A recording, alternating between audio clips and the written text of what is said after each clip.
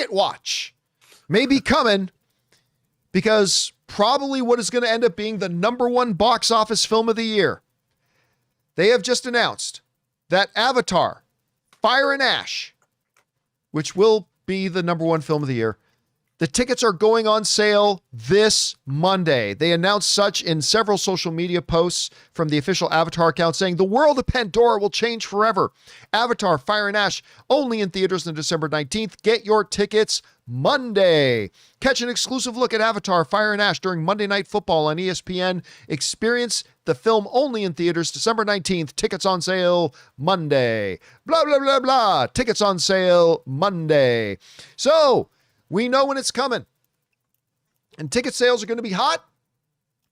Not to mention, because not only are we getting an Avatar movie, we're getting the first look at Avengers Doomsday. Which, dare I say, Rob, I will go on record and say, don't think this is a small number.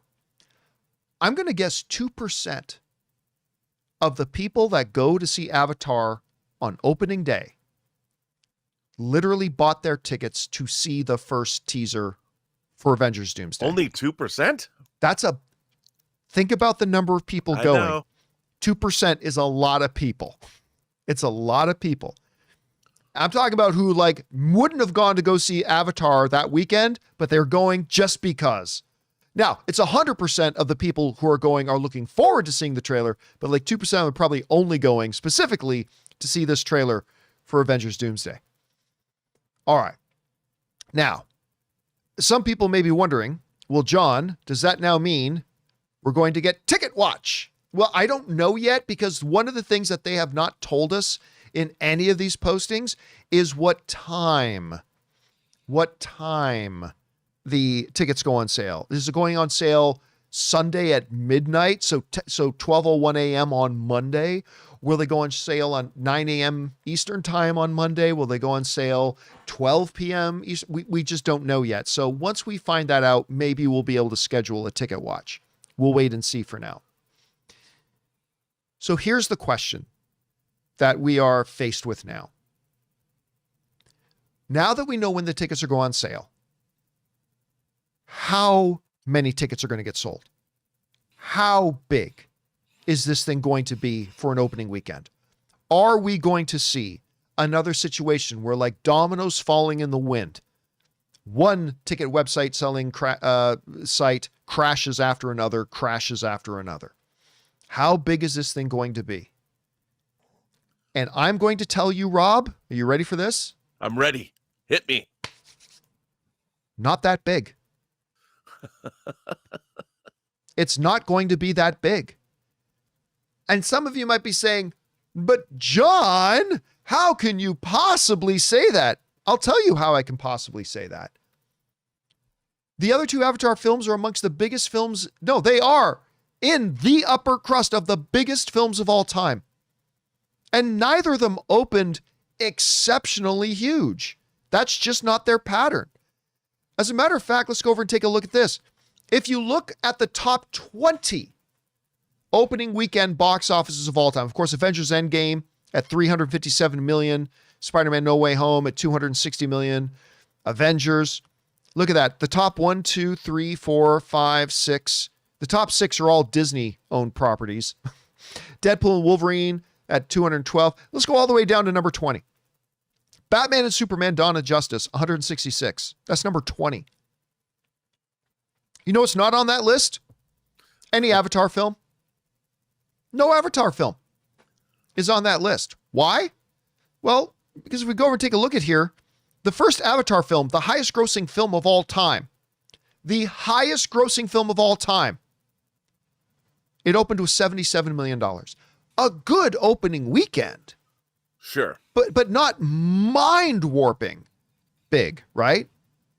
All right, well, what about Avatar: The Way of Water? I had a bigger opening weekend. $134 million. This is like what, the third or fourth biggest film of all time? Avatar: Way of Water?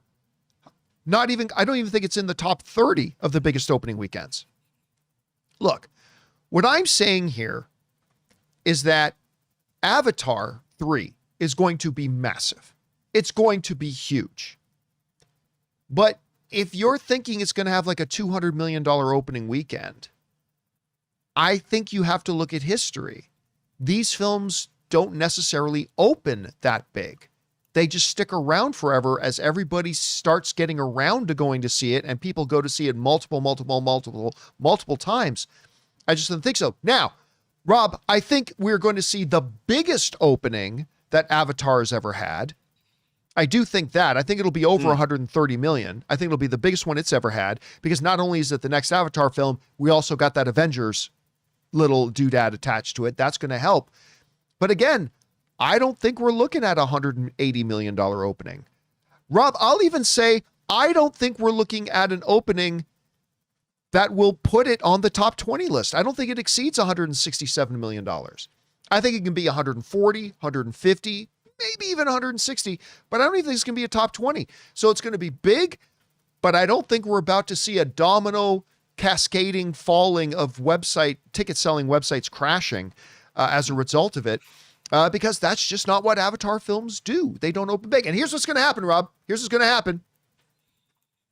Just like what happened with Avatar Way of Water, it's not going to have a huge opening. And go woke, go broke. Too much of the girl Na'vi. Remember that? Like an opening weekend and all these articles and videos got made. Oh, it's like, guys, don't you remember the last Avatar only opened to 77 million? So this one opened huge. You'll get all those kind of videos getting made about it. And then everybody else will say, slow your roll. Just wait. Let's see how it does over the next month. And then it'll make like $1.7 billion. At any rate, guys, we want to take a second to thank the sponsor of today's video, Zapier. You know, one of the biggest game changers of the past year has been AI. But let's be real, just talking about AI doesn't actually make your day any more productive. What does make it more productive is finding tools to put AI to work for you. And that's where Zapier comes in. Zapier is the easiest way to take AI and plug it directly into the apps and processes that you're already using every day. No IT bottlenecks, no complexity, just results.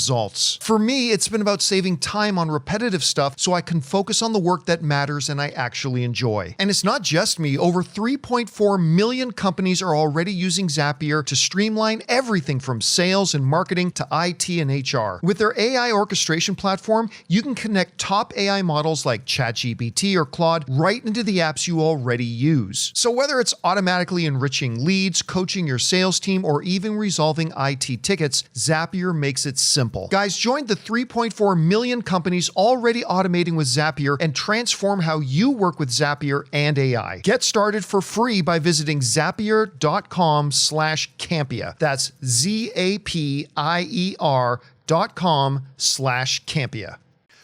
Rob, the tickets go on sale on Monday. How quickly are you buying yours, and just how big do you think the opening weekend on this is going to be? Well, to be honest, I don't think Avatar Fire and Ash is on people's minds the way it's on my mind.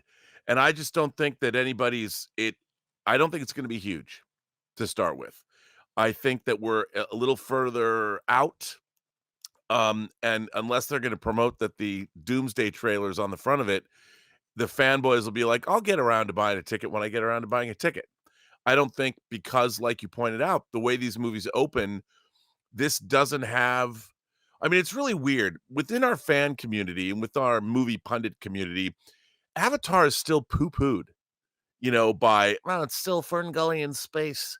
And people don't admit, I will freely admit, I love these movies. I could watch Avatar all day and twice on Sunday. I love the Avatar movies. And I think the vision and the imagination and the filmmaking that goes into making these things is astonishing. It's the pinnacle of what technology has brought us. And yes, the stories are simple, but by design. I'm not going to apologize. That said, nobody's excited about them. You'll hear pundits say, well, Avatar has no cultural footprint anywhere. Well, that might be true. That doesn't reconcile with the amount of numbers that these movies do. People love these films. It's just they don't live inside them the way Star Wars does, the way Star Trek does, the way Harry Potter does.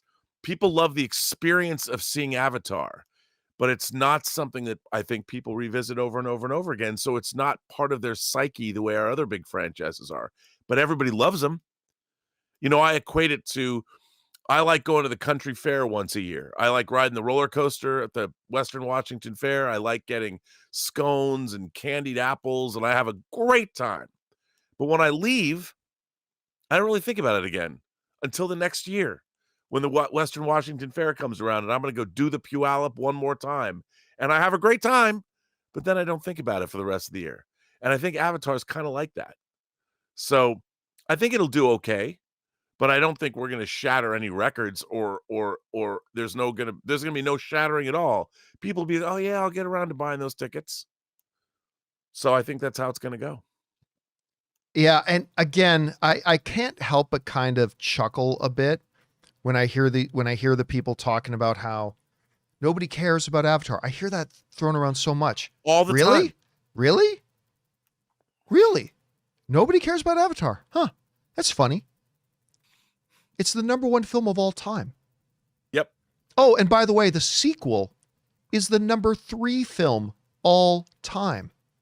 2 Avatar films have grossed over $5 billion. Let me repeat that. Over $5 billion. Yet you say nobody cares about Avatar. Sure thing. Do you know what it is, John? What is it? These movies aren't cool. They're family movies at their core. They're nice movies. They don't have an edge to them. They're probably the greatest family films of all time. Because not only, I mean, yeah, it started out as a cool science fiction film, but what they become is really a story about the strength of family, more so than the Fast and the Furious movies, more so than Lilo. It really is about family. You're right. These are the most, I mean, in terms of movies that sort of embody the frontier spirit of what America could be, fighting against injustice, keeping your family together no matter what. And if there's misfits outside, you bring them into the family for strength. These people are people of faith because they believe in Awa. And in a way, none of it is cool. None of it has an edge. It's all sort of, and yet at the same time, I think when people see these movies, they feel like this is the world that we want to build. Yeah. I mean, get into the psychology of it all. I think that's what it is. I like to say that, yeah, man, I like The Crow and I like Blade Runner and I like all these, but those movies have an edge. All these movies that nobody actually goes to see. But the thing about Avatar is they're these beautiful, I mean, one of the things about, even when you watch the behind the scenes documentary on Disney, even watching these movies, the behind the scenes are beautiful. Even though it's all motion capture, there's something about these films that are incredibly, I think they're nurturing for the soul. And that's not cool, not in this day and age, but everybody craves it. Yeah. Everybody wants it. All right, guys. Question is for you. What do you think about this? Avatar, Fire and Ash, tickets go on sale on Monday. It's going to be big. But I don't think that big because the Avatar films, despite being the #1 and #3 all-time biggest films in the history of the world, they don't actually open that big. They just get momentum and keep going. So I think it's going to be really big, but maybe not all that big. Maybe you disagree. How big of an opening are you expecting for Avatar, Fire and Ash?